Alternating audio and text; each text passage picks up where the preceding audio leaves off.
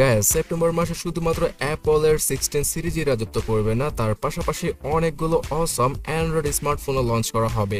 So দেশে এবং দেশের বাইরে কোন ফোনগুলো মাথা নষ্ট করার প্রাইসে কেমন স্পেসিফিকেশন নিয়ে আসছে সেটাই জানাচ্ছি আজকের আপকামিং স্মার্টফোনের ভিডিওতে। ফার্স্ট অফ অল শুরু করছি অ্যাপল 16 সিরিজকে নিয়ে। এবছরও প্রতিবারের মতো চারটা স্মার্টফোনকে লঞ্চ করবে অ্যাপল এই 16 সিরিজে, যেখানে কিনা হার্ডওয়্যারগত দিক দিয়ে শুধুমাত্র অ্যাপল A18 বায়োনিক চিপটা থাকবে আপগ্রেড হিসেবে।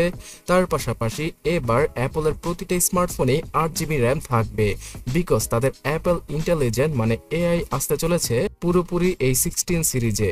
তাছাড়া গাইস, প্রতিটা আইফোনের সাইজেও এবার পরিবর্তন আসবে। তো অ্যাপলের এই কিডনি কিলার আইফোন আগামী সেপ্টেম্বর মাসের 9 তারিখে অফিসিয়াল ভাবে গ্লোবালি লঞ্চ করে দেবে অ্যাপল।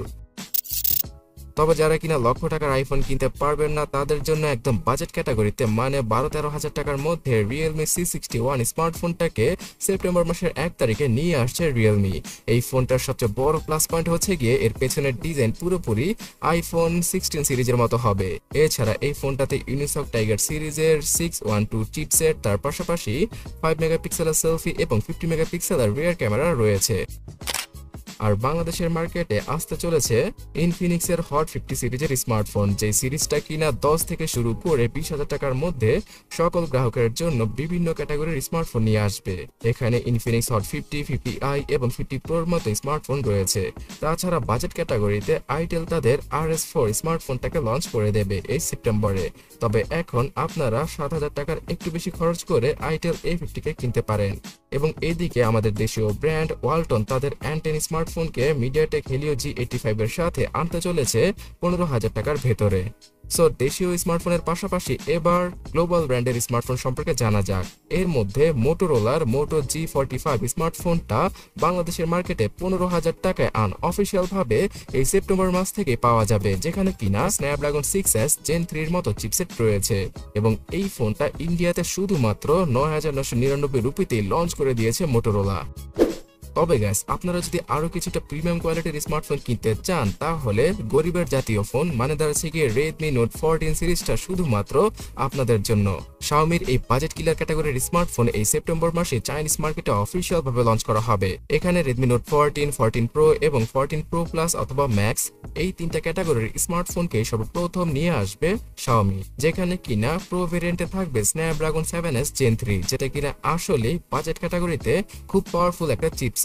আর প্রো প্লাস স্মার্টফোনে Snapdragon 7 Gen 3 অথবা MediaTek Dimensity 7350 এইরকম চিপসেট নাকি থাকতে পারে, যাদের আন্তত বেঞ্চমার্কের স্কোর 8 লক্ষ থেকে শুরু করে প্রায় 10 লক্ষের উপরে চলে যাবে। এছাড়া এই প্রথমবারের মতো Redmi Note সিরিজে 5500 mAh এর হিউজ ব্যাটারির সাথে 120 ওয়াটের চার্জিং স্পিডও আমরা পেয়ে যাব। সো কার্ভ ডিসপ্লের সাথে আসবে প্রো প্লাস স্মার্টফোনটি এবং ফ্ল্যাট ডিসপ্লের সাথে আসবে Redmi Note 14 আর 14 Pro।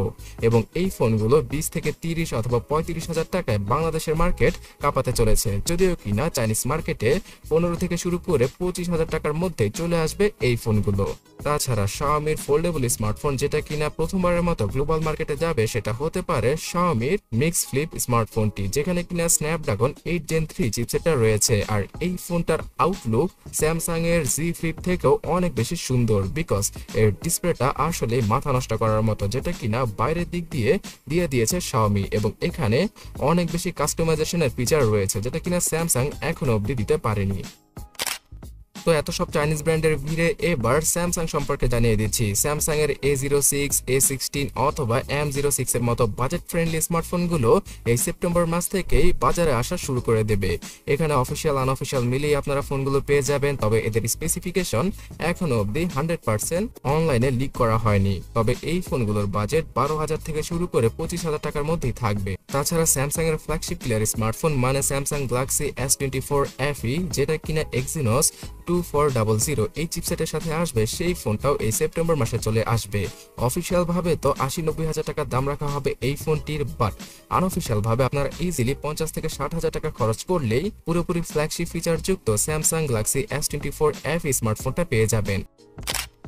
অলরাইট, এবার আমার ফেভারিট একটা ব্র্যান্ড আইকু সম্পর্কে জানাচ্ছি। আইকু Z9 Pro এবং Z9 Turbo এই দুটো স্মার্টফোন নাকি সেপ্টেম্বর মাসে গ্লোবালি লঞ্চ হতে পারে। Z9 Pro স্মার্টফোনটা ফ্ল্যাট অ্যামোলেড ডিসপ্লে, যেটা কিনা 144 হার্জের সেই ডিসপ্লের সাথে আসে এবং এখানে স্ন্যাপড্রাগন 7 Gen 3 চিপসেটটা রয়েছে।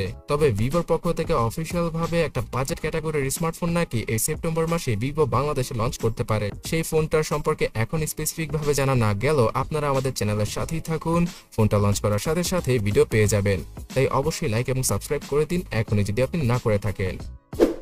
অলরাইট গ্যাস, ভিভোর খালাতো ভাই ওপ্পো সম্পর্কে জানাচ্ছি। ওপ্পো তাদের F27 5G স্মার্টফোনটাকে ডায়মেনসিটি 6300 এই চিপসেটের সাথে লঞ্চ করবে, যেখানে কিনা 6.7 ইঞ্চি সাইজের একটি অ্যামোলেড ডিসপ্লে থাকবে, আর যার প্রাইস কিনা 40,000 টাকার আশেপাশে রাখতে পারে ওপ্পো বাংলাদেশের মার্কেটে। তাছাড়া অনারের পক্ষ থেকে গ্লোবাল মার্কেটে অনার ম্যাজিক V3 এই ফোল্ডেবল স্মার্টফোনটা আসতে চলেছে, যেটা কিনা অবিকল স্যামসাং এর ফোল্ডেবল স্মার্টফোনের মতো, এবং এটা নাকি বাংলাদেশের মার্কেটে 1.5 থেকে 2 লক্ষ টাকার মধ্যে অফিসিয়াল ভাবে লঞ্চ করতে পারে অনার।